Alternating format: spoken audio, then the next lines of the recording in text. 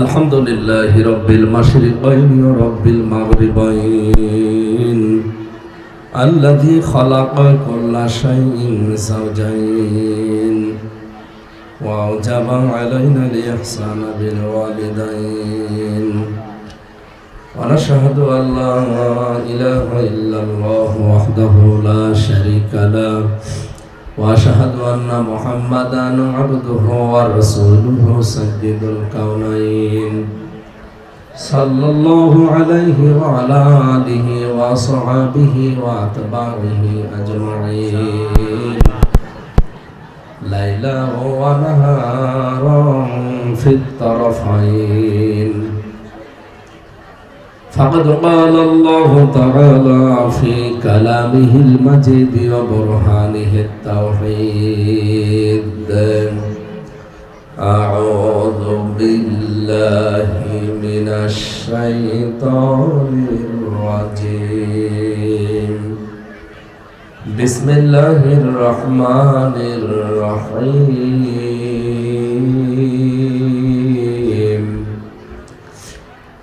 زين للناس حب الشهوات من النساء والبنين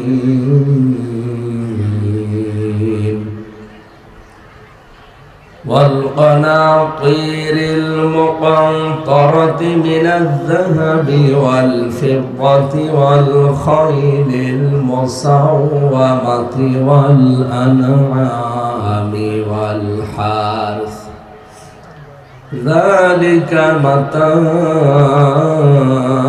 الحياة الدنيا والله عنده حسن المآب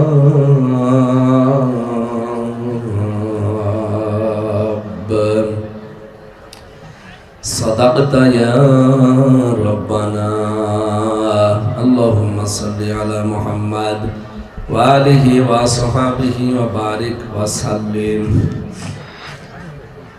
আলহামদুলিল্লাহ বাংলাদেশের ঐতিহ্যবাহী জেলা এবং ঐতিহ্যবাহী প্রতিষ্ঠান দারুল আমান ট্রাস্ট পাবনা ৩২তম 2 দিন ব্যাপী ঐতিহাসিক তাফসীরুল কোরআন মাহফিলের দ্বিতীয় রজনী দ্বিতীয় দিবসের মা বোনদের জন্য বিশেষ করে আয়োজন সকাল 9 ঘটিকা থেকে আরম্ভ হয়েছে, এখন প্রায় 11:30 বাজে। এই গুরুত্বপূর্ণ সময়ে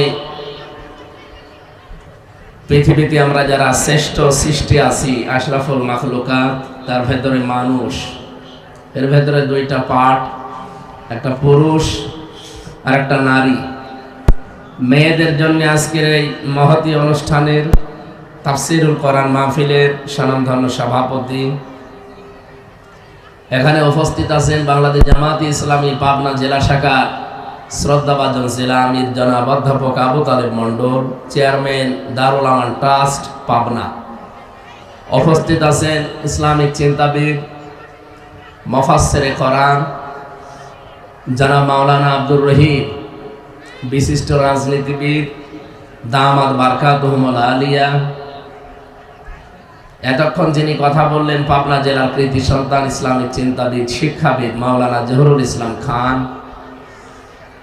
এখানে উপস্থিত আছেন বিশিষ্ট ইসলামী চিন্তাবিদ শিক্ষাবিদ অধ্যাপক ইকবাল হুসাইন দামাত বারকাতুহুমুল আলিয়া। এই ময়দানে যিনি কথা বলতেন বিশ্বনন্দিত মুফাসসিরে কোরআন শহীদ আল্লামা দেলাওয়ার হোসাইন সাইদি রহমতুল্লাহ আলাইহি। রব্বুল আলামিন তাকে জান্নাতের সুউচ্চ মাকাম যেন দান করেন, আমিন। যিনি এই মাহফিল এই প্রতিষ্ঠান তিল তিল করে গড়ে তুলেছেন, পাবনা জেলার কৃতি সন্তান, বারবার নির্বাচিত সাবেক এমপি মরহুম শহীদ মাওলানা আব্দুস সুবহান দামাত বারকাতুহুমুল আলিয়া, মহান আল্লাহ তাকে জান্নাতুল ফেরদাউসের সুউচ্চ মাকাম যেন দান করেন। মঞ্চে বসা ওলামা একরাম, সামনে বসা মুসলমান ভাইরা, পর্দার আড়ালের সম্মানিতা মা এবং বোনেরা, প্রশাসনের ভাইরা, প্রাণ প্রিয় পাবনাবাসী, পাশাপাশি জেলা আমাদের পাবনা, কুষ্টিয়া। এ কারণে অন্যান্য জেলার তুলনায় আপনাদের প্রতি ভালোবাসা, মহব্বত একটু বেশি আছে। আল্লাহর দরবারে শুকরিয়া জানাচ্ছি, যিনি আমাদেরকে কোরআন কারীম শোনার জন্য দিনের বেলায় হাজারো কাজ কর্ম বাদ দিয়ে পাবনা দারুল আমান ট্রাস্টের এই ময়দানে ছুটি আসার তৌফিক দিয়েছেন, ধৈর্য এবং সহ্য দিয়েছেন। আলহামদুলিল্লাহ। দরুদ আর সালাম পাঠ করছি আমাদের নবী মুহাম্মদ রাসূলুল্লাহ সাল্লাল্লাহু আলাইহি ওয়াসাল্লামের প্রতি, যার উম্মত হতে পেরে আমরা খুশি। আপনাদের সংক্রান্ত একটা আয়াত তেলাওয়াত করেছি কোরআনে কারীমের সূরা আলে ইমরানের 14 নম্বর আয়াত। এখানে 6টা বিষয় আল্লাহ রাব্বুল আলামিন আমাদেরকে জানিয়েছেন যে এই 6টা বিষয়ের প্রতি পৃথিবীর মানুষের আকর্ষণ, আসক্তি, সশোভন এগুলো আমি তৈরি করে দিয়েছি। এগুলো যারা কন্ট্রোল করে চলতে পারবে, এগুলোর পরিমিত ব্যবহার যারা করতে পারবে দুনিয়ায়, তাদেরকে 3টা পুরস্কার আমি আল্লাহ দেব। এরপরের আয়াতে আছে, এরপরের 2টা আয়াতে আল্লাহ আমাদেরকে 6টা গুণ অর্জন করার জন্য আদেশ দিয়েছেন। প্রথম 6টা, পরের 3টা, পরে আরো 6টা, 15টা বিষয় আজকে আলোচনা করব ইনশাআল্লাহ। আল্লাহ আমাদেরকে যেন সহজ সরল ভাবে বোঝানো এবং বোঝার তৌফিক দান করেন, আমিন। সূরা আলে ইমরান কারীমের বহুল আলোচিত একটা সূরা, 200টা আয়াত আছে। আমরা মাত্র একটা আয়াত পড়েছি, 14 নম্বর আয়াত। আল শব্দের শাব্দিক অর্থ হচ্ছে বংশ, ইমরানের বংশ। 2 জন ইমরান এই সূরার ভেতরে আলোচনা আছে। 2 জন ইমরানের, একজন মুসা আলাইহিস সালামের পিতা আর একজন হযরতে মরিয়ম আলাইহিস সালামের পিতা। 2 জনের নামই ছিল ইমরান। ইমরান ইবনে ইয়াসার, ইমরান ইবনে মাহসান। এই 2 জনের কথা এই সূরার ভেতরে আলোচনা আছে। আল শব্দটা যদিও আলিফ আর লাম দিয়ে অন্যান্য সূরার আগে ব্যবহার যেগুলো আমরা দেখি সেখানে নির্দিষ্ট করার জন্য, যেমন সূরা আল বাকারা, এটা নির্দিষ্টকরণের জন্য। আর এখানে যে আল ইমরান, এই আল মানে নির্দিষ্ট করা নয়, এটা আল মানে আহলুন থেকে। আহলুন মানে বংশ, মানে সম্মানিত যারা, তাদের ক্ষেত্রে আলু ব্যবহার করা হয়। আল্লাহ রাব্বুল আলামিন ইমরানের বংশধরকে বোঝাতে তিনি আলে ইমরান, সম্মানিত ইমরানের বংশধর, তাদের নামে আল্লাহ সূরা দিয়েছেন। এটা নামকরণের সূরা আলে ইমরান, এই শব্দটা ইমরান সূরার ভেতরে আছে, সেখান থেকে নেওয়া। আমরা যেহেতু আপনারা পৃথিবীর অর্ধেক, এই পৃথিবীতে যদি এখন 850 কোটি মানুষ থাকি, তবে 320-25 কোটি নারী বা মহিলা। কোরআনে কারীমে পুরুষের নাম দিয়ে কোনো সূরা আমরা পাইনি, দেয়নি। অথচ আপনাদের নামে আল্লাহ একটা সূরা পুরাটা দিয়েছে, 176 আয়াত বিশিষ্ট সূরা নিসা। বিশাল একটা সূরা আপনাদের নাম দিয়ে দিয়েছেন, যদিও শুধু মেয়েদের আলোচনা সেখানে নেই। বিভিন্ন পরিবার, সমাজ, রাষ্ট্রের বিভিন্ন গুরুত্বপূর্ণ বিষয় সেখানে আলোচনা আছে।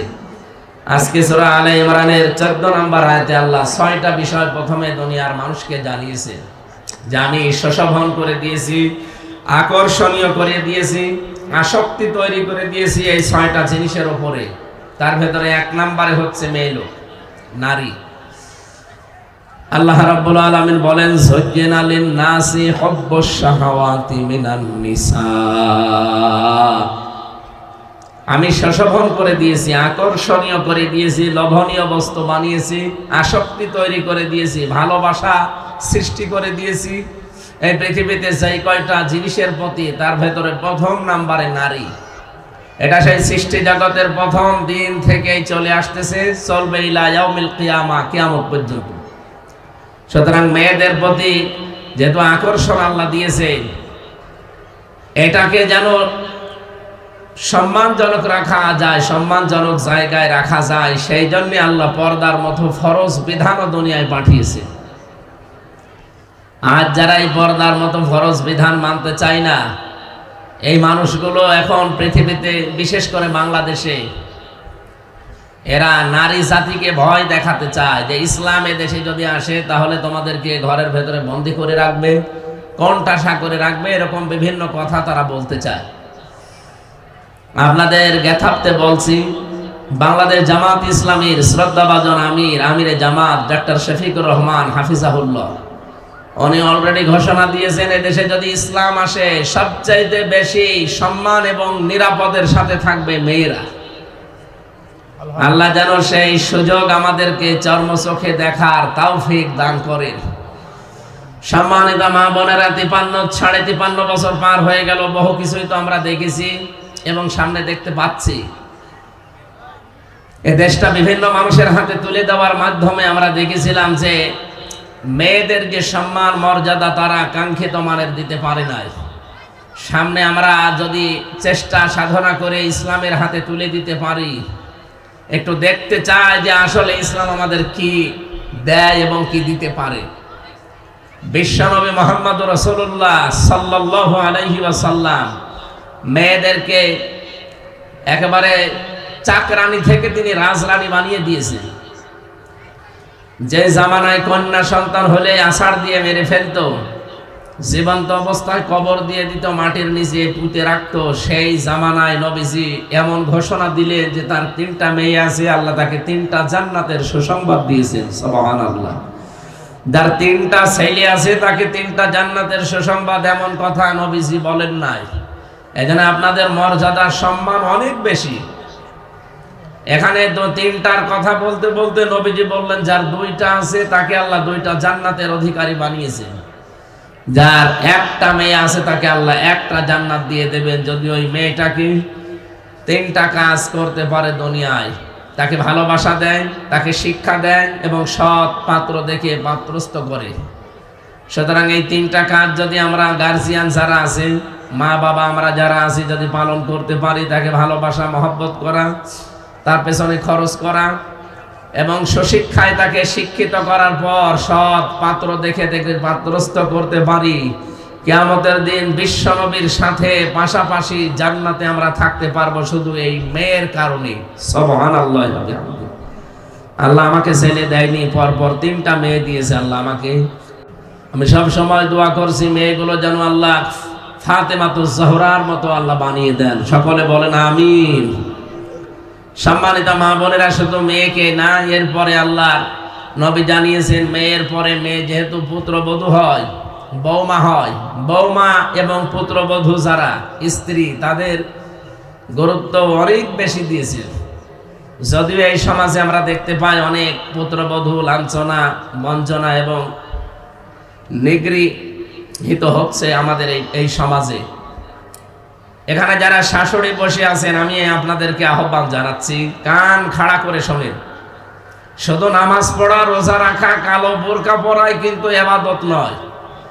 আপনার পুত্রবধূর সাথে আপনি উত্তম আচরণ করবেন, এইটা একটা ইবাদত। কিন্তু অনেক মেয়েরা এটা জানে না, মনে করে না এ দুনিয়ার কাজ। মা বোনেরা যারা বসে আছেন, দুনিয়ার কাজ বলে কিচ্ছু নেই, সব আখিরাতের কাজ। আপনি এখান থেকে যা তৈরি করবেন, যা পাঠাবেন, এইটা দিয়ে আপনার আখিরাত তৈরি হবে। হযরতে মুহাম্মদ রাসূলুল্লাহ সাল্লাল্লাহু আলাইহি সাল্লাম মিরাজে গিয়ে দেখলেন, জিবরাইলকে ডাক দিয়ে বললেন যে এই যে ফেরেশতারা বসে আছে 1 তলা 2 তলা 1.5 তলা গেথে, আর কিছু করে না কেন? ফেরেশতা ডাক দিয়ে বলেন, হে রাসূল, দুনিয়াতে আপনার উম্মতের ভেতরে এই মানুষগুলো আগে ভালো ভালো কাজের আঞ্জাম দিত, আগে ভালো কাজ তারা করত, এখন আর করে না। আগে যখন সুবহানাল্লাহ, আলহামদুলিল্লাহ, আল্লাহু আকবার, লা ইলাহা ইল্লাল্লাহ, মানুষের সাথে হাসি মুখে কথা বলা, এটাও ইবাদত। এরকম কাজ কারবারে যারা ছিল, তখন ফেরেশতাদের হাতে ইট, বালি, খোয়া এগুলো আসতো।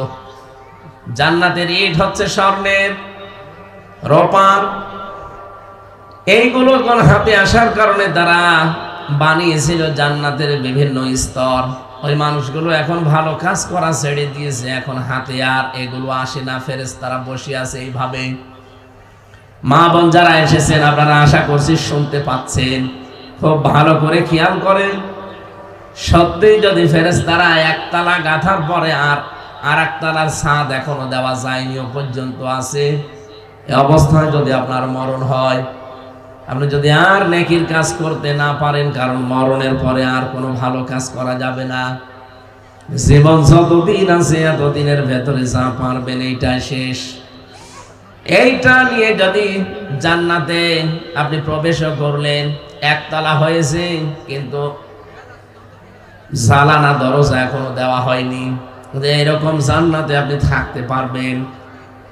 এখানে আমাদের উচিত, আমরা যদি বুদ্ধিমান দাবি করি, আল কাজ্জিসু মান দানা নাফসাহু ওয়া আমিলা লিমা বাদাল মাউতি ওয়াল আজিজু মান আতবা'a নাফসাহু হাওয়াহা ওয়া তামান্না আলাল্লাহ। রাহু তিরমিজি। বিশ্বনবী জানিয়েছেন, বুদ্ধিমান নারী পুরুষ তো ওইটা যে আখিরাতের জন্য কাজ করে আর আল্লাহর উপরে ভরসা করে। সবচাইতে নাফরমান আহাম্মক ওই লোকটা যে লোকটা আখিরাতের জন্য কোনো কাজ কারবার নেই, আন্দাজে ভরসা করে আমার আল্লাহর উপরে। এই জন্য আমাদের উচিত হবে আমরা কাজকর্ম জান্নাতের জন্য করার পরে ভরসা করব আল্লাহর প্রতি।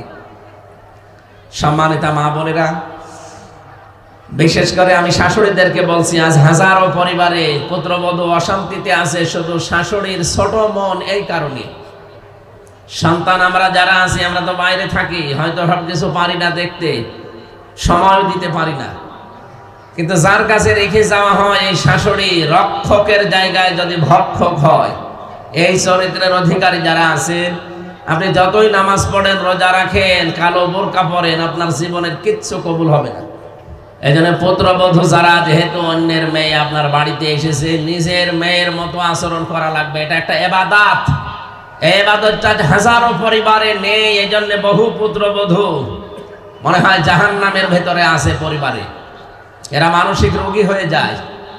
বহু মেয়ে লোক মেসেজ দেয় আমাদের মোবাইলে যে একটু শাশুড়িদেরকে বলতে পারেন না এরা কি মানুষ না দজ্জাল। সম্মানিত মা বোনেরা, যে মহিলারা এরকম মেসেজ দেয় তারা কোন জাহান্নামে আছে আপনি বলেন।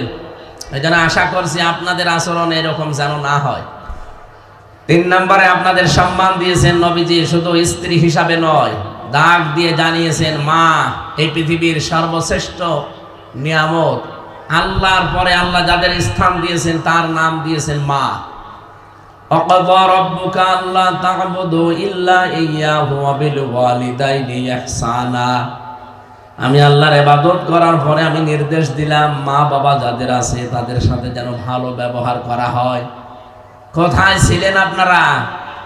কোথায় তুলে দিয়েছে আল্লাহ নিজে বিশ্বনবীর মাধ্যমে। এই জন্য আমরা এদিকেই তাকিয়ে গ্যারান্টি দিতে চাই বা গ্যারান্টি দিতে পারি, ইসলাম যদি এই দেশে সত্যি এসে যায়, এতদিন যা পেয়েছেন শুধু নামে, সামনে আপনি কামে দেখতে পাবেন এবং 100% অধিকার আপনারা ফিরে পাবেন।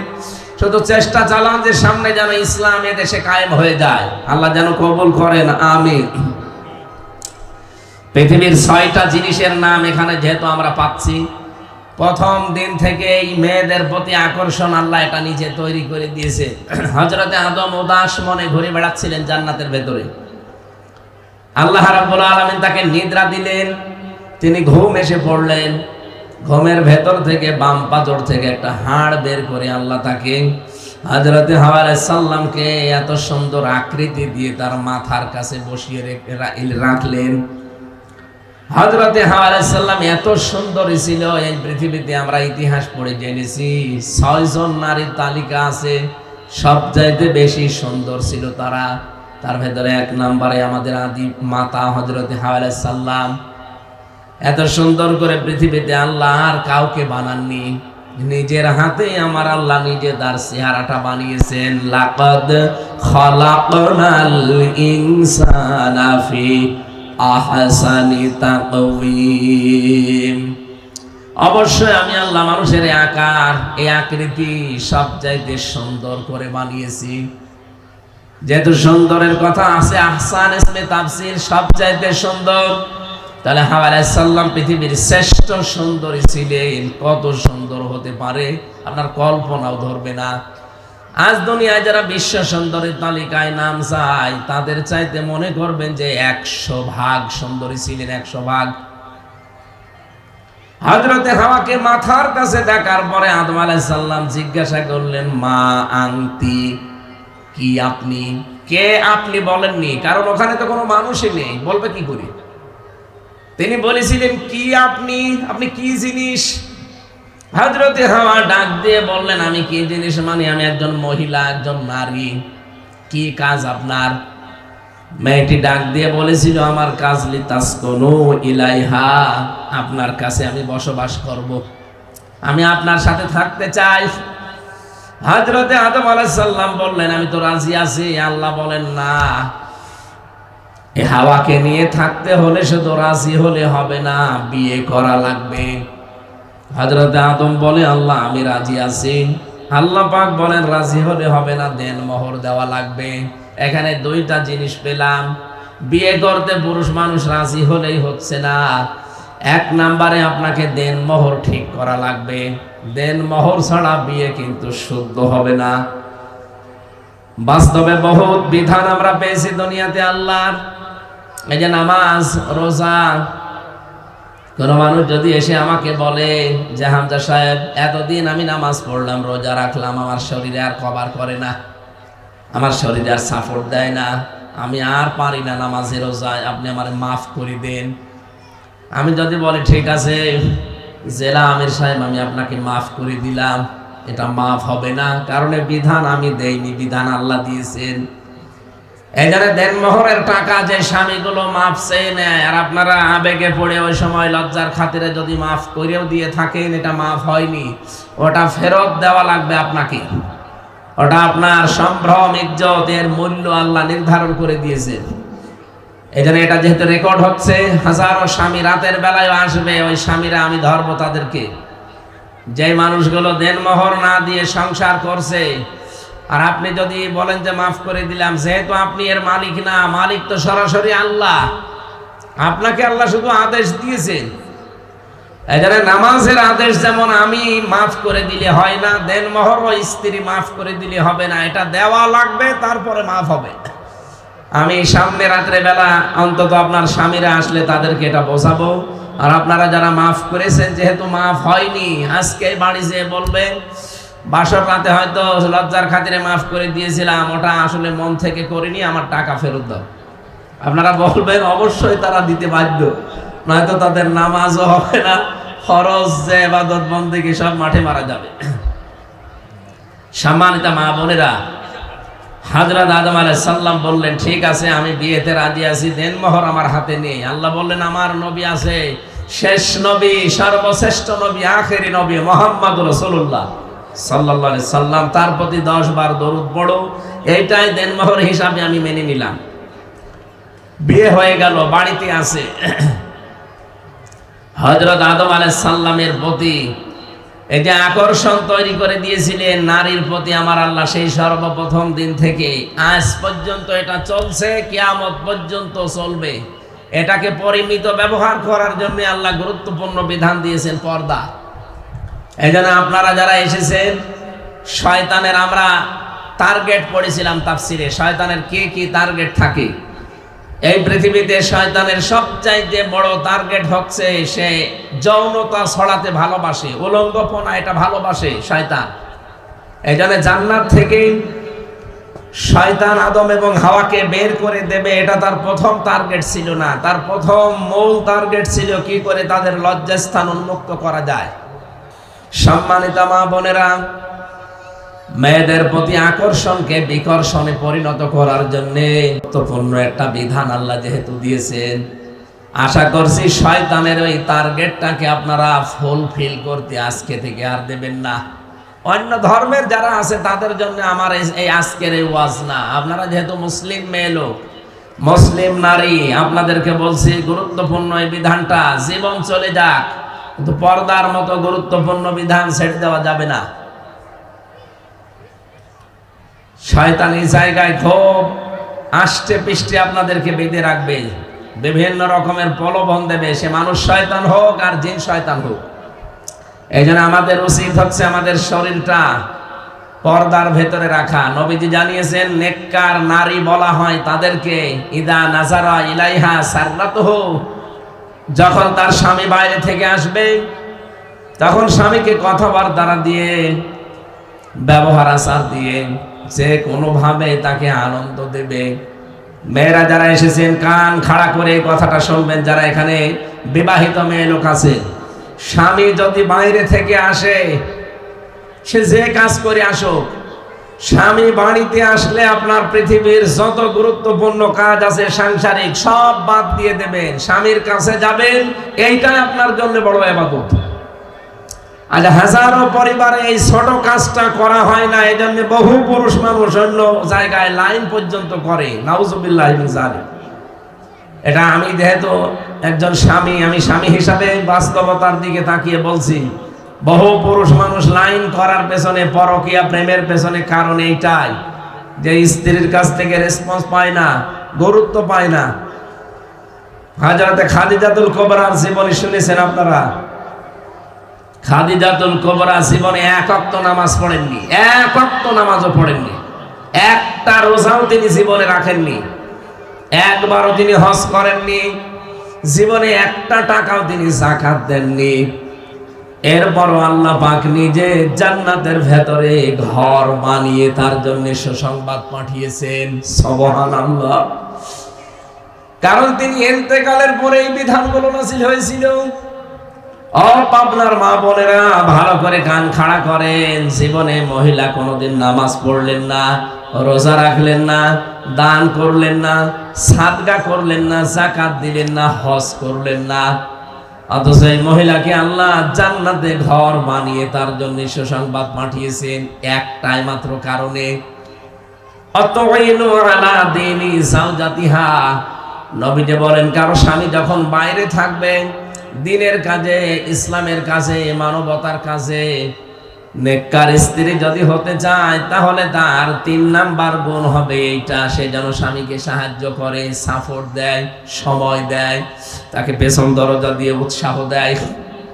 হযরতে খাদিজাতুল কুবরা জীবনে এই কাজটা করেছিলেন, এই কারণে আল্লাহ খুশি হয়ে তার জন্য জান্নাতুল ফেরদাউসে ঘর বানিয়ে পাঠিয়েছেন।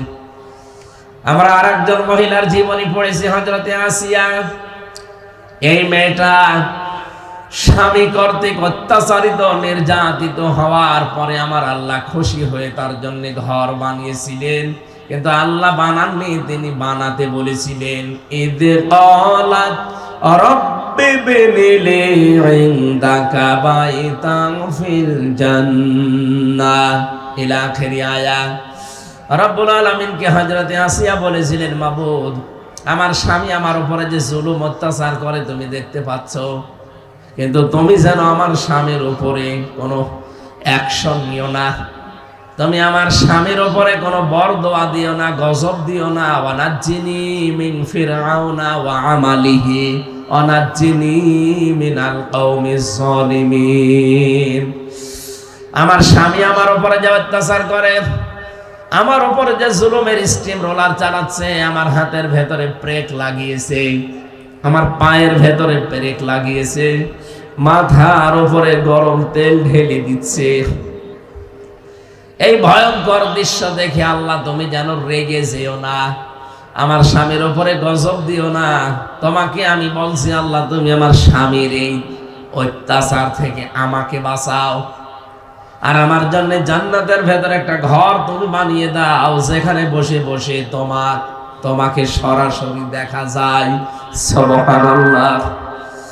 মা বোনেরা, এই 2 জন মহিলার জীবনে আমি পড়েছি, একজন স্বামীর অত্যাচারে অত্যাচারিত হওয়ার পরে জান্নাতে তিনি ঘর পেয়েছেন, আর একজন স্বামীকে সাপোর্ট দেওয়ার কারণে, একজন স্বামীকে সময় দেওয়ার কারণে, উৎসাহ দেওয়ার কারণে আল্লাহ তাকে জান্নাতে ঘর বানিয়ে পাঠিয়েছেন। এই জন্য শুধু নামাজ পড়া, রোজা রাখা, কালো বোরকা পরাই মনে করবেন না এটাই হয়ে গেছে জান্নাত পাওয়ার মাধ্যম। না, আপনাকে অবশ্যই স্বামীর সাপোর্ট করা লাগবে, সে যদি দিনের কাজে থাকে, মানবতার কাজে থাকে।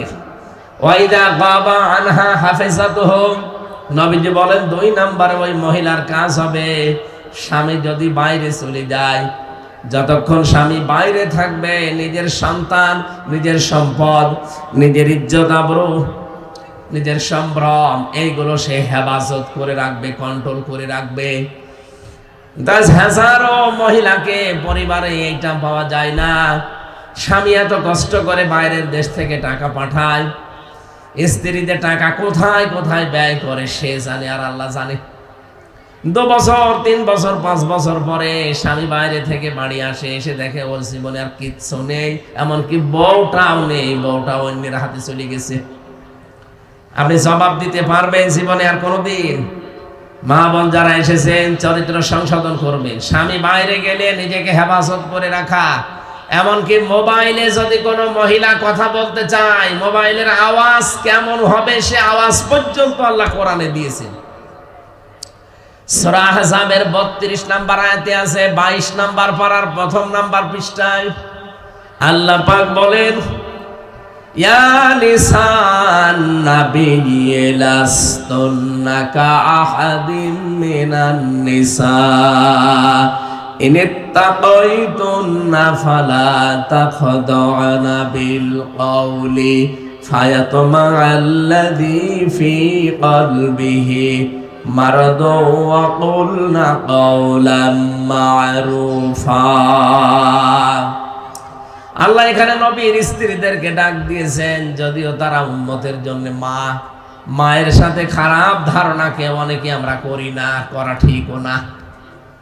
তারপরেও নবীজির স্ত্রীদেরকে আল্লাহ ডাক দিয়ে বললেন, হে নবীর স্ত্রীরা, বাইরে পরপুরুষের সাথে যদি কারো সাথে কথা বলতে চান, মোবাইল তো তখন ছিল না, এই জন্য ওখানে হেসাব দেওয়া আছে পর্দার আড়াল থেকে।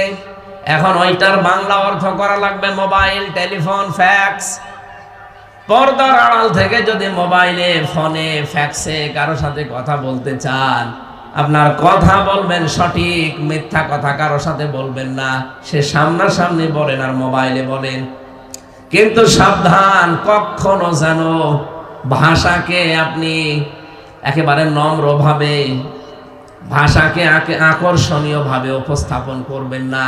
কথাগুলো বলার সময় কর্কশ ভাবে, রাগান্বিত ভাবে, এমন ভাবে আপনি কথা বলবেন যেন ওই কোলে যে মোবাইল ধরে আছে সে মোবাইল কেটে দেয়। মোবাইলে কথা বলার মতো যে আওয়াজ আল্লাহ শিখিয়ে দিলেন, যাদের অন্তরের ভেতরে গোড় আছে, যারা রোগগ্রস্ত পুরুষ মানুষ, এরা যদি আপনার কথা শুনে যেন আকৃষ্ট না হয়ে মোবাইল কেটে দেয়।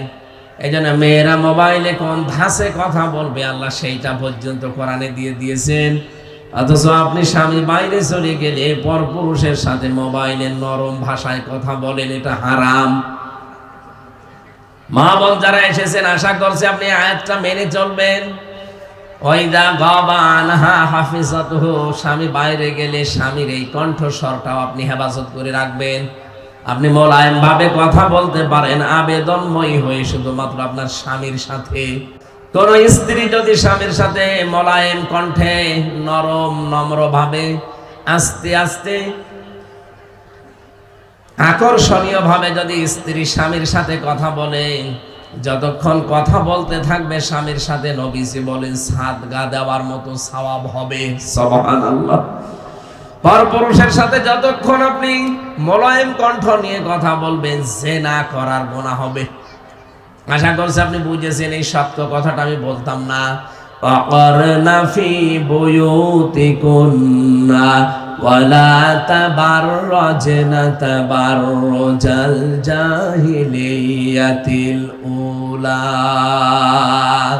ওয়াকিমনাস সালাতা ওয়া আতিনাজ যাকাতা ওয়া আতি'নাল্লাহা ওয়া রাসূলা। আল্লাহ পাক বলেন, হে পৃথিবীর মেয়েরা, ঘরের পরিবেশে থাকবে, বাইরে যখন বের হবে জাহিলি যুগের মেয়েদের মতো রূপ সৌন্দর্য প্রদর্শন করে বের হবে না। পাবনার মেয়েরা, আমি বহুবার বলেছি বিভিন্ন মাহফিলে যে তাবাররুজের ভেতরে আমি 3টা অর্থ পেয়েছি তাফসিরে খাজিনের ভেতরে। এই 3টা আর একটাও যদি কোনো মহিলার ভেতরে পাওয়া যায়, ও জান্নাত তো দূরের কথা, জান্নাতের ঘ্রাণ পর্যন্ত ওই মহিলা পাবে না, যতই নামাজ পড়ুক, রোজা রাখুক আর পর্দার কথা বলুক। 1 নম্বরে তাবাররুজের অর্থ হচ্ছে, মেয়েরা যখন রাস্তাঘাটে আসার সময় হয়, বাইরে যাওয়ার সময় হয়, তখন ওরা সাজগোজ করে বের হয়। মেয়েদের সাজগোজ শুধু জায়েজ আছে তার স্বামীর জন্য, অন্য কারো জন্য না। এজন্য এই বিষয়টা খুব খেয়াল করবেন, কারণ মেয়েদের একটা সাজগোজ এটাও ইবাদত, কিন্তু এটা হওয়া লাগবে স্বামীর জন্য। বাইরের কোনো মানুষকে আকৃষ্ট করার জন্য, দেখানোর জন্য যদি কেউ সাজগোজ করে, তাহলে যতক্ষণ সাজবে সে যেন হারাম কাজে আছে।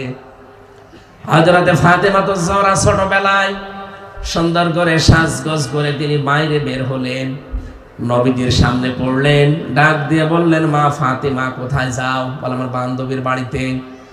বিশ্বনবী ওই দিন তাকে ছোট্ট একটা নসিহত করেছিলেন। ডাক দিয়ে বলেন, মা, দুনিয়াতে তোমার সাজগোজ হবে শুধু তোমার স্বামীর জন্য। পৃথিবীতে স্বামী বাদ দিয়ে বাইরের লোকের জন্য যদি সাজগোজ করো, জান্নাতের সাজ থেকে আল্লাহ তোমারে বঞ্চিত করে দেবে। হযরতে ফাতেমা বলে, বাবার এই ছোট্ট উপদেশটা সারা জীবন আমি মনে রেখেছিলাম। কোনো দিন আমার স্বামী বাদে আর কোনো মানুষের জন্য আমি সাজগোজ করি নাই। সম্মানিত মা বোনেরা, আমি আবার বলছি, স্বামী যখন বাইরে থেকে আসবে, আপনার সব চাইতে ফরজ কাজ হচ্ছে তাকে সময় দেওয়া, তার মন বোঝা, কথাবার্তা বলা, তার পেছনে আপনি ব্যবহার আচার দিয়ে তাকে খুশি করবেন। দুইজন এই সময় যদি হাসি খুশির চলে, দাঁতও বের হয়ে যায়, সেই কয়টা দাঁত বের হবে তিরমিজি শরীফের হাদিস, ওই কয়টা নফল হজের সওয়াব হবে। সুবহানাল্লাহ। যত মেয়ে লোক এখানে এসেছে, বিশেষ করে বিবাহিত, আল্লাহ পাক এই বিবাহিতা মেয়েদেরকে এই আমলটা করার সুযোগ দান করেন, বলেন আমিন। তাবাররুজের দ্বিতীয় নম্বর অর্থ পেয়েছি, মেয়েরা বাইরে যখন আসে তখন ছোটখাটো পোশাক পরে যারা। এই ওয়াজটা এখানে করার দরকার আমার না, যেহেতু রেকর্ড হচ্ছে এই জন্য করছি। এখানে যারা এসেছেন তারা তো আর ৮-৬ ছোটখাটো পোশাক পরেন না, বহু মানুষ এরকম পরে। তাদেরকে বলছি, যুবতী মেয়ে 18 বছর, 20 বছর, 22 বছর মেয়ে স্কিন টাইট প্যান্ট পরে গেঞ্জি গায়ে দিয়ে বাবার সাথে বসে বসে সিনেমা দেখছে, এটা কি পরিবার বলা যায় না জানোয়ার বলা যায়? বলুন, কত নিচে নেমে গেছে তারা। একটা অঘটন কখন ঘটে যাবে এরকম কিছু আচরণে, তখন আপনি তো সারা জীবন দিয়েও তুলতে পারবেন না। শয়তান তো আর বসে নেই। হযরতে আবু বকর সিদ্দিক রাদিয়াল্লাহু তাআলা আনহু, তার নিজের মেয়ে হযরতে আয়েশা সিদ্দিকা রাদিয়াল্লাহু তাআলা আনহা, দুইজন বসে বসে তারা গল্প করছিল পারিবারিক জীবন নিয়ে। হঠাৎ করে নবীজি আসলেন, দূর থেকে তাকিয়ে দেখলেন, কিছুক্ষণ পরে নবীজির চেহারা লাল হয়ে গেছে।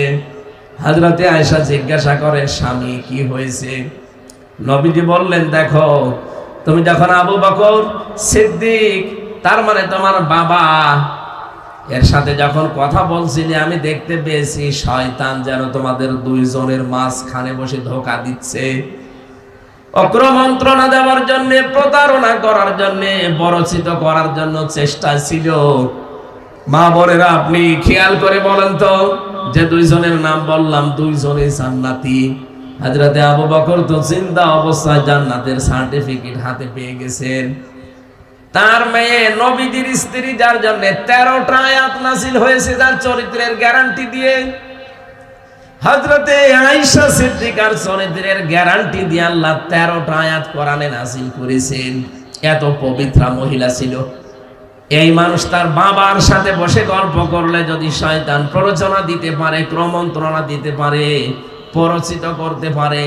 আমরা যারা যুবতী মেয়ে স্কিন টাইট প্যান্ট পরিয়ে গেঞ্জি গায়ে দিয়ে পাশে বসিয়ে উলঙ্গ অর্ধ উলঙ্গ সিনেমা দেখেন, আপনি কোথায় নেমে গেছেন আপনি টের পেয়েছেন। শয়তান চিন্তা করে আমার শয়তানি করার দরকার নেই, এখানে বড় শয়তান আছে। এই জন্য আমরা সাবধান, ছোটখাটো পোশাক পরা যাবে না। চস পায়জামা যারা পরেন মেয়েরা, এটা হারাম। মেয়েদের জন্য চস পায়জামা পরা জায়েজ নেই। মেয়েদের পোশাক হবে ঢিলা ঢালা। আমি আশা করব আপনারা এখন থেকে শাড়ি পরা বাদ দিয়ে দেবেন, সালোয়ার কামিজ বানাবেন।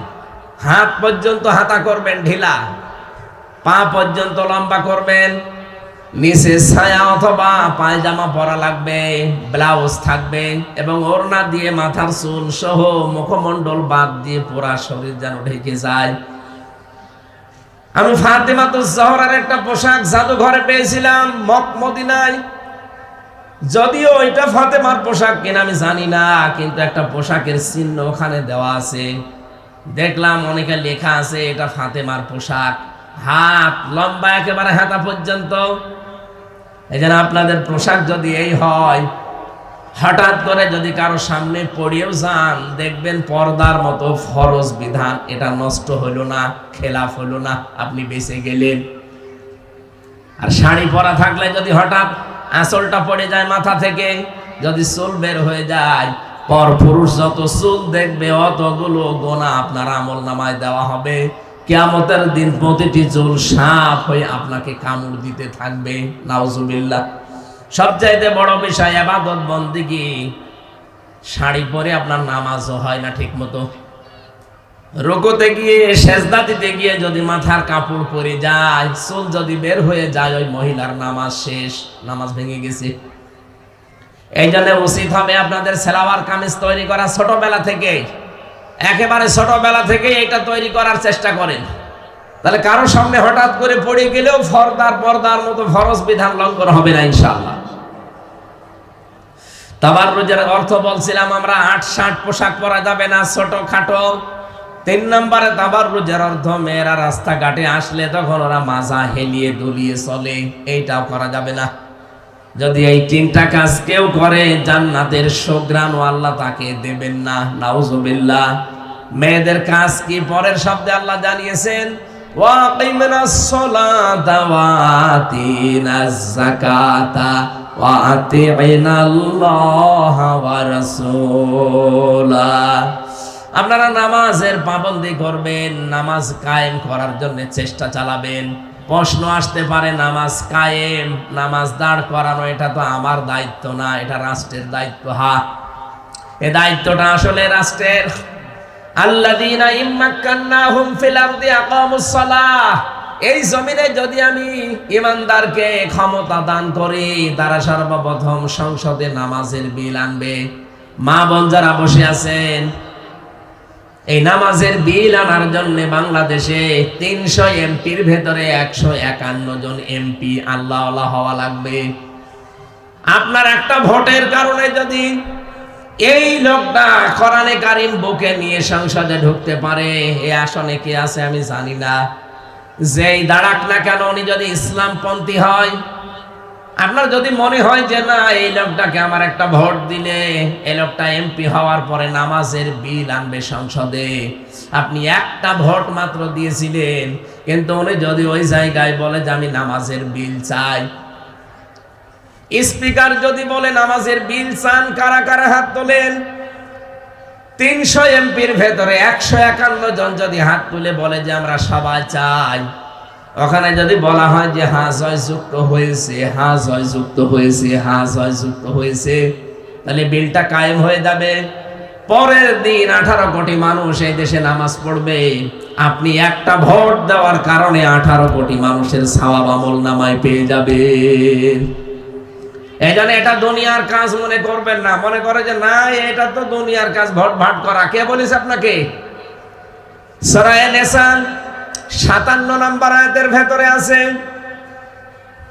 ইন্নাল্লাহা ইয়া'মুরুকুম আন তু'আদ্দুল আমানাতি ইলা আহলিহা। এখানে আমানাত বহু বচন, এর ভেতরে তাফসিরে মারিফুল কোরআনে ভয়কাট্য লেখা আছে ভোট, রয়াকার উন্তুস্ত লেখা আছে রায়। সুতরাং এই ভোটের রায় এটা কিন্তু সামনে আসবে। এটা দুনিয়ার কাজ মনে করে কেউ চলে যাবেন না, এটা আখিরাতের কাজ। নামাজ কায়েম করতে হলে এই ভোট এমন মানুষকে দেওয়া লাগবে যিনি নামাজ কায়েমের পক্ষে কথা বলবেন। আপনি হয়তো ভোট দিয়েছেন একটা, কিন্তু 18 কোটি মানুষের নামাজ পড়ার সওয়াব পেয়ে যাবেন শুধু একটা কারণে। কোরআনে কারীম জানিয়েছে, মাইয়াশফা শাফাআতান হাসানাতান ইয়াকুল লাহু নাসীবুম মিনহা ওয়া মাইয়াশফা শাফাআতান সাজ্জিয়াতান ইয়াকুল লাহু কিফলুম মিনহা ওয়া কানাল্লাহু আলা কুল্লি শাইইন মুকিতা। সূরা নিসা 5 নাম্বার পারার 10 নাম্বার পৃষ্ঠার 10 নাম্বার লাইনের 85 নাম্বার আয়াত আছে, কোন মানুষ যদি ভালো কাজে সুপারিশ করে, ওই লোকটা ভালো কাজ করে যে সওয়াব পাবে, আপনি শুধু সুপারিশ করে রায় দিয়ে ভোট দিয়ে সেই সওয়াব পাবেন। কোন মানুষ যদি অন্যায় কাজে রায় দেয়, ভোট দেয়, সুপারিশ করে, অন্যায় করে যা পাবে আপনি শুধু রায় দিয়ে ভোট দিয়ে তাই পাবেন। এই জন্য আমাদের উচিত এই বিষয়টা দুনিয়ার বিষয় মনে করে ছেড়ে না দেওয়া, এটা আখিরাতের বিষয়। নামাজ কায়েম করা আপনারও দায়িত্ব, আমারও দায়িত্ব। শুধু আমি নিজে যদি চেষ্টা করি এদেশে হবে না, কারণ একটা এমপির আন্ডারে 3.5 থেকে 4 লাখ মানুষ থাকে, সেখানে সবই হামজা না, হামজা এবং হামজার বউ মিলে। এজন্য আমি যদি চেষ্টা করি, আমার বউ যিনি হবেন তারও চেষ্টা করা লাগবে নামাজ কায়েমের এই আন্দোলনের শরীক হওয়া। আল্লাহ আপনার মেয়েদেরকে যেন তৌফিক দেন, বলেন আমিন। 2 নম্বরে যাকাত দেওয়া লাগবে। এই যে আজকের 3 নম্বর পয়েন্টে আছে আল কানাতিরিল মুকান্তরাতি মিনাদ যাহাবি ওয়াল ফিদ্দা। রব্বুল আলামিন বলেন, পঞ্জীবিত সোনা, পঞ্জীবিত রূপা, এগুলো স্তবকৃত সোনা রূপা মানুষের পছন্দ, এর প্রতি আকর্ষণ মানুষের আছে। আর মেয়েদের তো এর প্রতি আকর্ষণ আরো বেশি। আমার তো মনে হয় মেয়ে লোককে আল্লাহ বানিয়েছে শুধু এই সোনা রূপার প্রতি আকর্ষণ দিয়ে। ওরা দুনিয়ায় আর কিছু না হোক, সোনা রূপার কথা শুনলেই পাগল হয়ে যায়। আমার নিজেরটা তো আছে, এই জন্য বলছি। সম্মানিত মা বোনেরা, আমার বাড়িতে যে মেয়ে লোকটা আছে, ওকে আল্লাহ মনে হয় বানিয়েছে শুধু সোনা রূপার হাড়ি পাতিল কেনার জন্য। কোন জায়গায় হাড়ি পাতিল দেখলে ওর মাথা খারাপ হয়ে যায়, আর স্বর্ণের কোন জিনিস পেলেই ও একেবারে শেষ। শুধু আমার বাড়িরটা না, এখানে যারা বসে আছে প্রত্যেককে আল্লাহ এই স্বভাবটাই দিয়েছেন। আল্লাহ বলেন, আমি মানুষের ভেতরে আকর্ষণে আসক্তি দিয়েই বানিয়েছি যে সোনা রূপা, ধন সম্পদ, এগুলো আপনি কামাই করতে অসুবিধা না, নিষেধ না, কিন্তু এর যাকাত আদায় করা লাগবে। কোন মানুষ যদি স্বর্ণ কিনতে কিনতে 7.5 ভরির উপরে চলে যায়, 52 ভরির উপরে যদি রূপা চলে যায়, ও যদি যাকাত না দেয়, ইয়াউমা ইউহমা আলাইহা ফি নারি জাহান্নামা ফাতাকওয়া বিহা জিবাহুহুম ওয়া জুনুবুহুম ওয়া যুহুরুহুম হাযা মা কানাজতুম লিআনফুসিকুম ফাযুকু মা কুনতুম তাকনিজুন। রব্বুল আলামিন বলেন, কিয়ামতের দিন ওই সোনা রূপা আমি জাহান্নামের আগুন দিয়ে গলাবো। ওর পিঠের উপরে, ওর নাকের উপরে, ওর মুখের উপরে, বুকের উপরে আমি সিল লাগাবো জাহান্নামের আগুন দিয়ে। এই জন্য যে সম্পদগুলো আপনি রেখে যাচ্ছেন, সোনা রূপার স্তব, যাকাত দেন না, সাদকা করেন না, এগুলোই কিয়ামতে আপনার আযাবের কারণ হবে। ওই মালগুলো আপনাকে ডাক দিয়ে বলবে, হাযা মা কানাজতুম লিআনফুসিকুম ফাযুকু মা কুনতুম তাকনিজুন। এই সেই মাল যেগুলো তুমি স্তূপকৃত রেখেছিলে, জমা করে রেখেছিলে, এর হক আদায় করনি।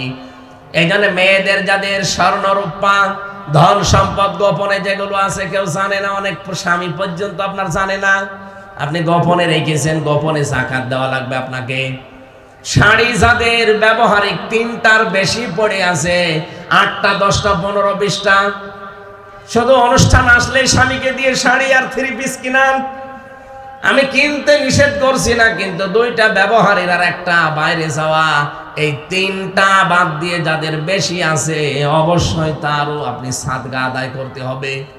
যাদের শাড়ি নেই এরকম মানুষকে আপনার এই শাড়ি আপনি বিলিয়ে দেবেন, নয়তো এই শাড়ি আপনার আযাবের জন্য কাল হয়ে দাঁড়াবে।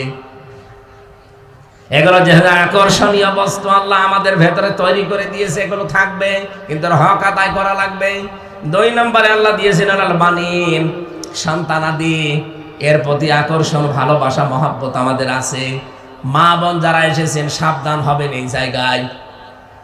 কোরআনে কারিমে আল্লাহ বারবার সন্তান, সম্পদ, এগুলোকে ফিতনা হিসাবে উল্লেখ দিয়েছেন। ইয়া আইয়ুহাল্লাযীনা আমানু লা তুলহিকুম আমওয়ালুকুম ওয়ালা আওলাদুকুম আন যিকরিল্লাহ। ও ومن يفعل ذلك فأولئك هم الخاسرون রব্বুল আলামিন সূরা মুনাফিকের ভেতরে জানিয়েছেন, ইমানদারেরা তোমরা হালাক হয়ে যেও না, ধ্বংস হয়ে যেও না সম্পদ আদি আর সন্তান আদির পেছনে থেকে। এরা যেন আল্লাহর জিকির থেকে, আল্লাহর স্মরণ থেকে, আল্লাহর আইন থেকে তোমাদেরকে গাফেল অমনোযোগী করে না রাখে। যে ব্যক্তি এরকম করবে, সে নারী হোক পুরুষ হোক, সে ক্ষতিগ্রস্ত হবে। নাউজুবিল্লাহ। এই জন্য আমি সহ যারা এখানে এসেছি, ভাইরা বোনেরা, সবাইকে বলছি, সন্তান আদি সম্পদ আদি এগুলো যেন আমাদের কাছে আল্লাহর জিকির থেকে আমাদেরকে দূরে সরিয়ে রাখতে না পারে। আপনি এদের কারণে পেছনে থাকতে গিয়ে আল্লাহর বিধান যদি ভুলে যান, ও মা বোনেরা, আমি আমার নিজের কথাই বলি, আমি যা করেছি আজ পর্যন্ত, আমি আমার বাবা, আমার দাদা, আমার পরদাদা, এই 3 পুরুষের পরে আমি আর চিনি না।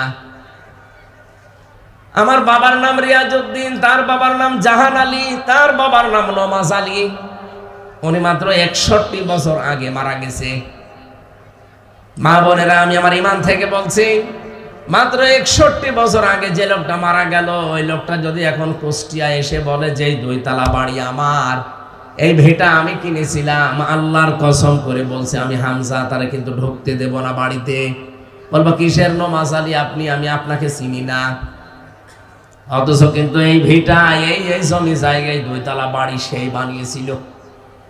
মাত্র 61 বছর পরে এসে যদি তার নিজের জায়গায় সে উঠতে না পারে, এখানে যারা আছেন, আপনি যদি 100 বছর পরে এই পাবনায় আসেন, আপনাকে পাবনায় কেউ ঢুকতেই দেবে না। এইটাই দুনিয়া। পৃথিবীর জন্য আমরা যত পাগল, পৃথিবী কিন্তু আমাদের জন্য অত পাগল না। আপনি আমি চলে গেলে পৃথিবীর কোনো ক্ষতি হবে না, কেউ বসে থাকবে না, ঠিক যার যা জায়গায় সে কাজ করে যাবে। এই জন্য আমরা এই আয়াত থেকে যে শিক্ষাটা দিতে চাই, সন্তান আদি এগুলো আকর্ষণীয়, লোভনীয়, শোষবিত, এগুলোর প্রতি আসক্তি আল্লাহ বানিয়ে দিয়েছে, কিন্তু এইগুলো যেন আমার আল্লাহর পথে বাধা হয়ে না দাঁড়ায়। 4 নম্বরে আমি পেয়েছি ওয়াল খাইলিল মুসাব্বামা, এগুলো সুদর্শন ঘোড়া। এখানে ঘোড়া বলতে যানবাহন, বাহন যেগুলো আছে, এগুলো অলানাম, চতুষ্পদ জন্তু জানোয়ার, অলহার্স, শস্য ক্ষেত এবং জমি জায়গা। এই 6টা বিষয়ের প্রতি ভালোবাসা, আকর্ষণ, আসক্তি আমার আল্লাহ তৈরি করে দিয়েছেন। আল্লাহ বলেন, এগুলোকে যারা কন্ট্রোল করে ব্যবহার করতে পারবা পরিমিত ভাবে, নিষেধ না কিন্তু পরিমিত করা লাগবে। আমার এই যে জামার হাতাটা এ পর্যন্ত আছে, ঠিক আছে, এখন যদি আমি আরো আধা হাত বাড়িয়ে দেই, মানুষ আমাকে পাগল বলবে। এটা যদি আধা হাত কেটে ফেলি, মানুষ আমাকে বলবে তার কেটে গেছে। জামার হাতা যে পর্যন্ত থাকা দরকার, এই পর্যন্তই দেওয়া লাগবে। দুনিয়ার যতটুকু দরকার আপনার, অতটুকুর বাইরে আপনি কিছু করতে যাবেন না, তাহলে দুনিয়ায় আপনাকে পাগল বলবে। যালিকা মাতাউল হায়াতিদ দুনিয়া। রব্বুল আলামিন বলেন, এই যে 6টা বিষয়ের খোলাখুলি ব্যাখ্যা করলাম, এগুলো কিন্তু সব দুনিয়ার সম্পদ, এগুলো দুনিয়ার ভোগ বিলাসের জিনিস। আল্লাহু ইনদাহু হুসনুল মাব, আমি আল্লাহর কাছে উত্তম কিছু আছে। এই উত্তম কি? আপনি যে এই 6টা জিনিসকে কন্ট্রোল করে চলবেন, এখন উত্তমটা কি সেটা না থাকলে আপনি তো কন্ট্রোল হতে পারবেন না। আল্লাহ এই জন্য নিজে ওয়াজ করছেন এবার নবীকে দিয়ে, কুল আউনাব্বিউকুম বিখাইরিম মিন যালিকুম লিল্লাযীনা তাকাউ ইনদা রাব্বিহিম জান্নাত। হে নবী, ওদেরকে বলেন, আমি কি তোমাদেরকে সংবাদ দেব, জানাবো যে এর চাইতে উত্তম কিছু আল্লাহর কাছে আছে। দুনিয়ায় যারা তাকওয়া অবলম্বন করতে পারবে, আল্লাহকে ভয় করে জীবন চালাতে পারবে, এই মানুষগুলোর জন্য প্রথম পুরস্কার হিসাবে আল্লাহ রেখে দিয়েছেন বাগান, জান্নাত। বাগানের প্রতি, জান্নাতের প্রতি মানুষের আকর্ষণ এমনিতেই আমাদের বেশি। আল্লাহ এর জন্য প্রথম পুরস্কার এই বাগানের নাম দিয়েছেন। এমন বাগান, তাজরি মিন তাহতিহাল আনহার, এর তলদেশ দিয়ে নদী আর নহর প্রবাহমান থাকবে। খালিদিনা ফিহা, চিরকাল আপনি থাকবেন, কোনোদিন আপনাকে আর বের করে দেওয়া হবে না। সর্বশেষ যেই লোকটা জান্নাতে প্রবেশ করবে এবং যাকে জান্নাতের একেবারে ছোট জান্নাত দেওয়া হবে, এদের তাফসিরে দেখেছি এই দুনিয়ার মতো 10 দুনিয়ার সমান আল্লাহ তাকে জান্নাত দেবে। জাহান্নাম থেকে বের করে হায়াতে নহর এখান থেকে গোসল করিয়ে ধৌত করানোর পরে যখন জান্নাতের পাশে রাখবে, লোকটাকে আল্লাহ পরীক্ষা করার জন্য বলবেন, এই যে জান্নাত দেখতে পাচ্ছ। লোকটা আরজি করবে, মাবুদ আমাকে জান্নাতের গেটের কাছে একটু বসাও, আমি একটু ভেতরে দেখি। আল্লাহ বলেন, ঠিক আছে, তোমাকে গেটের কাছে নিয়ে যাব, কিন্তু এর পরবর্তীতে আর কিছু চাইতে পারবা না। ঠিক আছে। জান্নাতে প্রথম গেটে নিয়ে যাওয়ার পরে সবকিছু তো ভালোভাবে দেখাও যায় না। আরজি করবে, আল্লাহ আমি আর একটু দেখতে চাই, শুধু ভেতরে যাব আর বের হয়ে চলে আসবো, আমি কোনো কিছুই ধরবো না, ছবো না, ঘ্রাণও নেব না। আল্লাহ বলেন, ঠিক আছে যা। ভেতরে যাওয়ার পরে আল্লাহকে বলবে রব্বুল আলামিন, একটা কাজ করলে হয় না কি, যেখানে দিলে এখান থেকে যদি আর বের না করো তাহলে কতই না ভালো হয়। নবীজি বলেন, আল্লাহ পাক তখন তাকে বলবেন, যা, তোর জন্য এই জান্নাতটা আমি রিজার্ভ করে দিলাম। লোকটা তখন আল্লাহকে জিজ্ঞাসা করবে, আতাস্তাহজিউ মিন্নি ইয়া রাব্বুল আলামিন, ইয়া রাব্বাল আলামিন, হে রব্বুল আলামিন, তুমি তো ঠাট্টা বিদ্রুপ এগুলো পছন্দ করো না, তে আমার সাথে ঠাট্টা করো, এ বিশাল জান্নাত আমাকে তুমি রিজার্ভ করে দিলে। নবীজি বলেন, আল্লাহ পাক তার কথা শোনার পরে ওই দিন তিনি হেসে ফেলবেন। ধরে বলেন সুবহানাল্লাহ। এই জন্য আপনাকে এমন বাগান আল্লাহ জান্নাতে প্রবেশ করাবে, এবং বাগানে যে দলদেশ দিয়ে নদী আর নহর প্রবাহমান থাকবে, এই পৃথিবীর পরিমাণ 10টা পৃথিবী। এটা আপনাকে বিশ্বাস আগে করা লাগবে। যার বিশ্বাস এই বাগানের প্রতি, জান্নাতের প্রতি যত বেশি হবে, আগের ওই 6টা বিষয় তার তত বেশি কন্ট্রোল হয়ে যাবে। আপনি 2 দিন 5 দিন পরে ওখান থেকে বের হয়ে আসবেন না, খালিদিনা ফিহা, চিরস্থায়ী ভাবে থাকবেন। ওয়াজওয়াজুম মুতাহহারা, পবিত্র স্বামী স্ত্রী ওখানে আল্লাহ দেবেন আপনাদের আমাদের। এমন পবিত্র, এই পৃথিবীতে কিছু হলেই তো ঠকামুখি হয়ে যায়, গন্ডগোল হয়, মনোমালিন্য হয়। জান্নাতের ভেতরে আল্লাহ এমন পবিত্র সম্পর্ক তৈরি করে দেবে যা কোনোদিন এর ফাটল ধরবে না। এবং পৃথিবীতে আমাদের নারী হোক পুরুষ হোক, সৃষ্টিগতভাবে অনেক নাপাকি শরীরের বাইরে দেখা যায়। জান্নাতে আল্লাহ এমন স্বামী স্ত্রী তৈরি করবেন যার কোনো নাপাকি বলতে কিছু নেই। আরিদওয়ানুম মিনাল্লাহ, 3 নম্বরে আল্লাহ নিজে ঘোষণা দিবেন যে আমি রাজি হয়ে গেলাম তোদের উপরে। সম্মানিত মা বোনেরা, মেহমান বাড়িতে এসেছে, আপনি মেহমানকে রিসিভ করার পরে যদি মুখ গোমরা করে থাকেন, কথা বলেন না, খাবার দেওয়ার সময় যদি থালা বলেন এই নে খা, মেহমান খুশি হবে না, আরো কষ্ট পাবে। আল্লাহ বলেন, আমার বাগানে জান্নাতে প্রবেশ করাবো, চিরস্থায়ীভাবে থাকতে দেব, ওহর দেব, গেলমান দেব, পবিত্র স্বামী স্ত্রীর বন্ধন তৈরি করব। এতটুকুই না, সর্বশেষ আমি বলবো, যা তোদের উপরে জীবনের মতো খুশি হয়ে গেলাম। এটাই জান্নাতি মানুষদের সর্বোচ্চ পুরস্কার। আল্লাহ বলেন, আল্লাহু বাসীরুম বিল ইবাদ। এতটুকুই না, আমি কিন্তু আমার বান্দাদের প্রতি বড় সূক্ষ্মদর্শী। আমি আন্দাজে সিদ্ধান্ত নেব না, দেখে শুনে বুঝে তারপরে সিদ্ধান্ত নেব। এজন্য আমাদের উচিত হচ্ছে, আল্লাহ যেহেতু দেখে শুনে সিদ্ধান্ত নেবেন, ওপরে বর্ণিত এই 6টা বিষয়কে সঠিকভাবে আজকে থেকে ব্যবহার করা। আর এই 3টি পুরস্কারের জন্য দুনিয়ার অনেক কিছু ছাড় দেওয়া, অনেক টাটকা শোক আপনাকে ছাড় দেওয়া লাগবে এই 3টা পুরস্কার পাওয়ার জন্য। এবার আল্লাহ 2টা গুণ দিয়েছেন 16 এবং 17 নম্বর আয়াতে। এই 2টা আয়াতে আল্লাহ বলেন, 6টা গুণ আমার এই নেককার বান্দা বান্দীদের ভেতরে থাকবে, নারী পুরুষ সবার ভেতরে। তারা প্রথম গুণ অর্জন করবে, আল্লাযীনা ইয়াকুলুনা রাব্বানা ইন্নানা আমান্না। তারা মোনাজাত করে বলবে, রব্বুল আলামিন, আমরা ঈমান এনেছি আপনার প্রতি, ফাগফির লানা যুনুবানা, 1 নম্বরে আপনি আমাদেরকে মাফ করে দেন। সম্মানিত মা বোনেরা, এই যে মাফ করা, ক্ষমা করা, এটার দায়িত্ব পৃথিবীর আল্লাহ কাউকে দেয়নি। মাফ করতে পারে শুধুমাত্র আমার আল্লাহ। ওমা ইয়াগফিরুয যুনুবা ইল্লাল্লাহ, আল্লাহ বাদে মাফ করার কেউ নেই। এই জন্য কোনো দরগার কাছে, কোনো দুর্গার কাছে, কোনো মাজারের কাছে, কোনো পীরের কাছে, কারো কাছে যাবেন না। আর আপনি মহিলা, আপনি যাবেন কেন? আপনার সবচাইতে বড় শিক্ষক, সবচাইতে বড় পীর, সবচাইতে বড় উস্তাদ হচ্ছে আপনার স্বামী। আমি যদি না জানে তাহলে আপনার বড় ভাই, বড় ভাই যদি না জানে তাহলে আপনার ছেলে, এরপর আপনার বাবা হচ্ছে আপনার বড় শিক্ষক।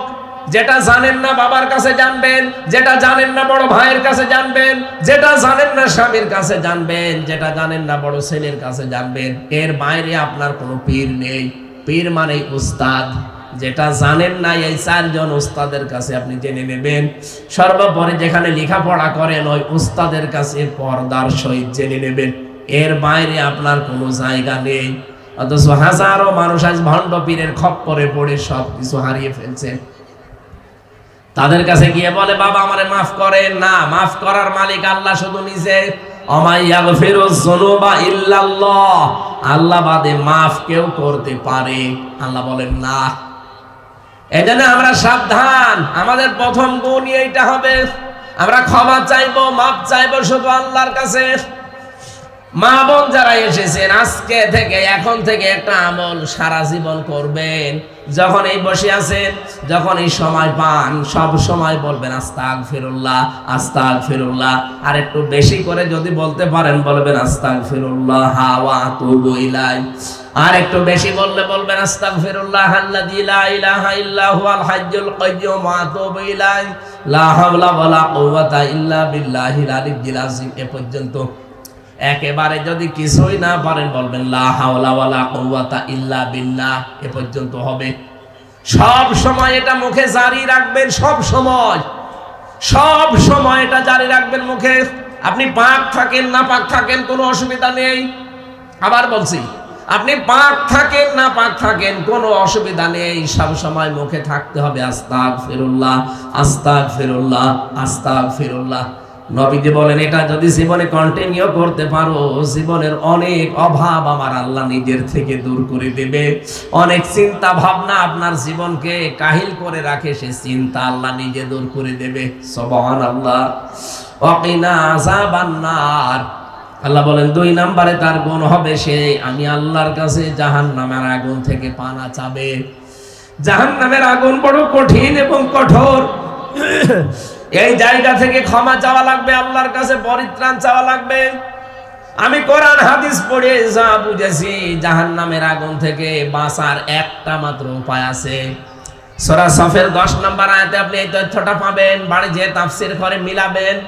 হালাদুল্লুকুম আলা তিজারাতিন তুমজিকুম মিন আযাবিন আলীম।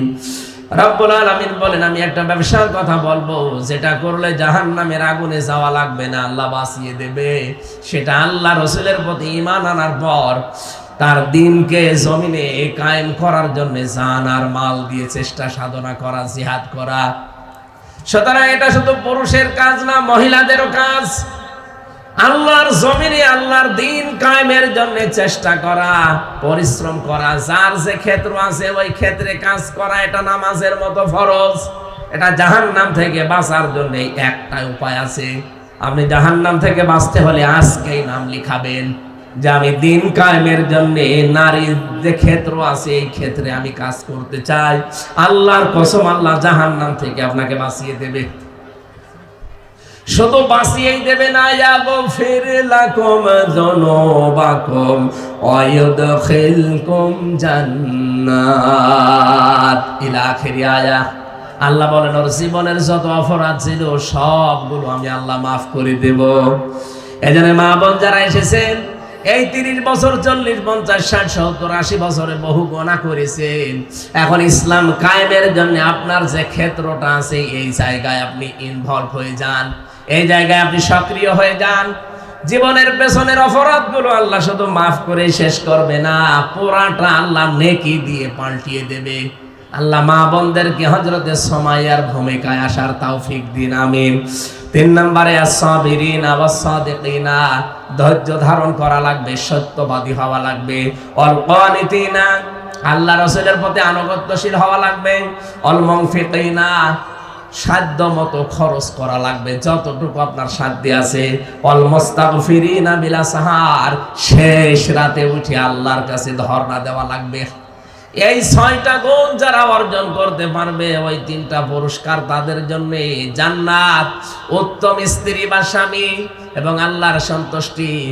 ওই 6টা বিষয় আল্লাহ আমাদের কাছে আসক্তি, ভালোবাসা, সশবন, আকর্ষণীয়, এগুলো যেহেতু তৈরি করে দিয়েছে, এই 6টা বিষয়কে পরিমিত ব্যবহারের মাধ্যমে 3টা পুরস্কার পাওয়ার আশায় এই 6টা গুণ অর্জন করার তৌফিক আল্লাহ সব মেয়ে লোক যারা এসেছেন সবাইকে যেন দান করেন, আমিন। বারাকাল্লাহু লানা ওয়া লাকুম ফিল কোরআনিল আযীম। আমি মেয়েদের জন্য জেলখানায় বসে বসে কিতাব লিখেছিলাম, দাম্পত্য জীবনের কলহ এবং তার সমাধান, এই বিষয়ের উপরে 120 পৃষ্ঠা লিখেছিলাম। পরবর্তীতে এসে যা ছাপিয়েছে তাহজিদ সেন্টার, ওই যে মাদ্রাসায় আছে মনে হয়, আমি যেখানে নামলাম গাড়ি থেকে ওই জায়গায় আছে। আপনারা আপনার ছেলেকে দিয়ে মেয়েকে দিয়ে নিয়ে যাবেন, এটা নিয়ে পুরাটা পড়বেন। আর আমার মনে হয় এটা পুরুষের জন্য একটা আছে, মহিলাদের জন্য একটা আছে। এটা পুরাটা পড়বেন, পড়ে জীবনে মিলাবেন। দাম্পত্য কলহগুলো আস্তে আস্তে দূর হবে। কারণ 100 জনের প্রায় 60 জনের উপরে মানুষ জেল খাটতেছে আমার নিজের দেখা, এরা পারিবারিক জীবনের কারণে। স্বামী স্ত্রীর হয়তো মিল নেই, যৌতুকের কারণে অথবা অন্য কোনো সমস্যা, এই ছোটখাটো বিষয়ের কারণে। এগুলো দেখে দেখে আমি লিখেছি, আপনারা ওখান থেকে যাওয়ার সময় নিয়ে যান, কাজে লাগবে। পড়াটা স্বামীকেও পড়াবেন, স্বামীরটা, নিজেরটা আপনি নিজে পড়াটা, মেয়েকে পড়াবেন, বোনকে পড়াবেন, ননদকে দেবেন, উপহার দেবেন, এগুলো কাজে লাগবে ইনশাল্লাহ। পড়াটা পড়লে আপনার জীবনে পরিবর্তন আসবে আশা করছি। যারা গেছে মা বোনেরা, সাধ্যমতো আপনারা এই পাবনা দারুল আমান ট্রাস্টের ঐতিহাসিক ময়দানে হাজার হাজার এতিম ছেলে মেয়ে এখানে পড়াশোনা করে, আল্লাহ সাদকা হিসাবে আপনার দান কবুল করবেন, আমিন, আল্লাহুম্মা আমিন। রব্বানা যালামনা আনফুসানা ওয়া ইল্লাম তাগফির লানা ওয়া তারহামনা লানাকুনান্না মিনাল খাসিরিন। রব্বুল আলামিন, দিনের বেলা পাবনা দারুল আমান ট্রাস্ট ময়দানে লক্ষ লক্ষ মেয়েরা, তোমার বান্দিরা এসেছে কোরআনে কারীম শোনার জন্য। সূরা নিসার 14, 15, সূরা আলে ইমরানের 14, 15, 16, 17, এই 4টা আয়াতের উপরে আমরা কথা বলেছি। আল্লাহ এগুলো আমাদের প্রত্যেকের জীবনে কাজ করার, আমল করার তৌফিক দাও। এই মাহফিলের আয়োজনে যদি খুশি হয়ে থাকো, দূর দূরান্ত থেকে কষ্ট করে যে মেয়েরা এসেছে, এদের প্রতি কদমে কদমে তুমি নেকি দান করো। আল্লাহ এই সওয়াবগুলো তুমি নবীজির রওজায় পৌঁছিয়ে দাও। দুনিয়ার মাটির নিচে ঈমান নিয়ে যারা ঘুমিয়ে গেছে, চিরতরে মাফ করে দাও। রব্বুল আলামিন, বহু মা বোনেরা বসে আছে, বিভিন্ন রোগ শোক তাদের আছে। কোরআনের ইজ্জতে আজকে তুমি তাদেরকে জীবনের মতো শেফায়ে কামেলা আজেলা করে দাও। এদেরকে তুমি হযরতে খাদিজার মতো বানিয়ে দাও, হযরতে ফাতেমা তো সিদ্দিকার মতো, আয়েশা সিদ্দিকার মতো বানিয়ে দাও। রব্বুল আলামিন, যে মানুষগুলো এখানে বসে আছে অনেকের স্বামী ভালো না, স্বামী অত্যাচারী, আল্লাহ স্বামীগুলোকে তুমি হযরতে আলীর মতো তৈরি করে দাও। পরিবারে অনেক মেয়ে লোকের অভাব আছে, আল্লাহ তুমি অভাবগুলো দূর করে দাও।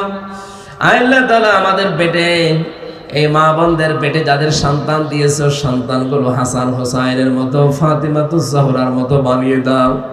পারিবারিক জীবনে তুমি আমাদের শান্তি দাও, আমাদের মিল মহব্বত হযরতে ওসমান রকিয়ার মতো তৈরি করে দাও। আজকের মাহফিলের সম্মানিত সভাপতি অধ্যাপক আবু তালেব মন্ডল, আল্লাহ তোমার এই গোলামকে কবুল করো।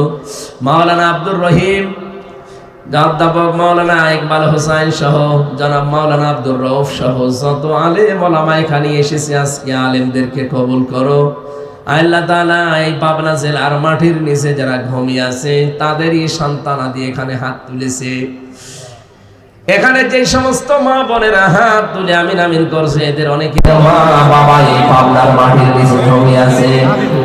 যত মানুষ গেল এই সন্তান মেয়ে, এই মেয়েদের হাতের দিকে তাকিয়ে আল্লাহ তুমি চিরতরে মা বাবাকে কবরে মাফ করে দাও।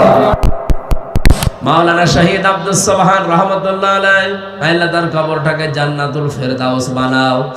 শহীদ মাওলানা দেলাওয়ার হোসেন সাইদি রহমতুল্লাহ আলাইহি, মাওলানা মতিউর রহমান নিজামী রহমতুল্লাহ আলাইহি, যত মানুষ এই দেখে মাজলুম অবস্থায় জীবন দিয়ে গেল, তাদের সর্বোচ্চ শাহাদতের মর্যাদা আল্লাহ নসিব করো রব্বুল আলামিন। পাবনা দারুল আমান ট্রাস্টের যত প্রয়োজন আছে, যত হাওয়ায়েজ আছে, আল্লাহ তুমি নিজ কুদরতে পূরণ করে দাও। যে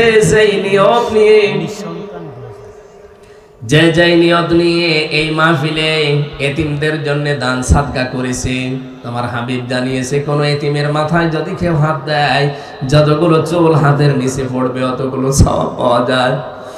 তোমার এই বান্দা বান্দিরা নিজেদের কষ্ট সাধ্য টাকাগুলো যারা দিয়েছে, মেহেরবানি করে এতিমদের দিকে তাকিয়ে এদের টাকাগুলো কবুল করে নাও। অনেক মেয়ে লোক এখানে বসে আছে, বছরের পর বছর বিবাহের পরও তাদের সন্তান হয় না। কোরআনের অনুষ্ঠানে দোয়াগুলো কবুল হয়, এরা বিশ্বাস করে আল্লাহ তুমি একেবারে খালি হাতে ফেরত দিও না। যাদের সন্তান নেই, মেহেরবানি করে একটা সন্তান তুমি তাকে ভিক্ষা দাও। রব্বির হামহুমা রব্বায়ানি সগীরা। 3টা বছর জালেমের জেলখানায় আমি অসুস্থ হয়ে গেছি। আমি সহ যারা অসুস্থ আছি আমাদের সবাইকে কোরআনের ইজ্জতে সুস্থ করে দাও। আমার মা বাবাকে মাফ করে দাও। আমার শ্বশুর শাশুড়ি, স্ত্রী, সন্তান, আমাকে তুমি 3টা কন্যা সন্তান দিয়েছো। মাওয়া, ফারিহা, হাফসা, আল্লাহ তুমি এদেরকে হাফসা, মাওয়া ফারিহাকে তুমি ফাতেমাতুজ জাহরার মতো কবুল করে নাও। যত মেয়ে লোক এসেছে আল্লাহ তোমার কুদরতের হাতে হাওলা করলাম, এদেরকে তুমি মেহেরবানি করে দ্বীনের মুজাহিদা হযরতে সুমাইয়ার মতো বানিয়ে দাও। দিন কায়েমে যেন এদেরও পূর্ণাঙ্গ ভূমিকা পালন করতে পারে তৌফিক দাও। এই চর্মচোখে যেন দেখতে পারি বাংলাদেশে তোমার কালাম দিয়ে চলছে। মনের ভেতরে যার যে কামনা বাসনা আছে, আমাদের জায়েজ আশাগুলো পূর্ণ করে দাও। আগামীতে এই মাহফিলটা কোরআনের জন্য প্রচারে প্রসারে আরো বিশাল আকারে মঞ্জুর করো। রাতের বেলা এখানে অনুষ্ঠান হবে। আল্লাহ তোমার বান্দাদেরকে দলে দলে এখানে আসার, কোরআনে কারীম শোনার, বোঝার, আমল করার তৌফিক দিও। এই বিশ্বাস নিয়ে হাত নামাচ্ছি যে যা বলেছি তুমি শুনতে পেয়েছো এবং দয়া করে কবুল করে নিয়েছো। বারাকাল্লাহু লানা ওয়া লাকুম ফিল কোরআনিল আযীম। মরণ আসলেই যেন বলতে পারি লা ইলাহা ইল্লাল্লাহু মুহাম্মাদুর রাসূলুল্লাহ। আসসালামু আলাইকুম। বইয়ের স্টল দেওয়া আছে বিভিন্ন জায়গায়, আরো অন্যান্য প্রকাশনের বইগুলো পাওয়া যাচ্ছে। বই কিনে কেউ ঠকে না। অবশ্যই আপনারা অন্যান্য বইগুলো যাদের ওই যে দেখে আসলাম আসার সময় গেটে আছে, আমার বইগুলো লিখিত আছে প্রায় 8টা। মেয়েদের জন্য আমি 2টা লিখেছি, একটা দাম্পত্য জীবনের কলহ এবং তার সমাধান, এবং 6 জন জান্নাতি নারীর জীবনে দিয়ে আদর্শ নারী। এগুলো আপনি যাওয়ার সময় অবশ্যই নিয়ে যাবেন। আমার গাড়িতে আছে এবং বিভিন্ন জায়গায় আছে, ওখানে আমার নাম্বারও দেওয়া আছে। যদি কোনো সমস্যায় পড়েন আপনার স্বামীকে দিয়ে কল দিয়াবেন, আমি জবাব দিয়ে দেবো। আর বইটা পড়লে অবশ্যই উপকার পাবেন। আসসালামু আলাইকুম।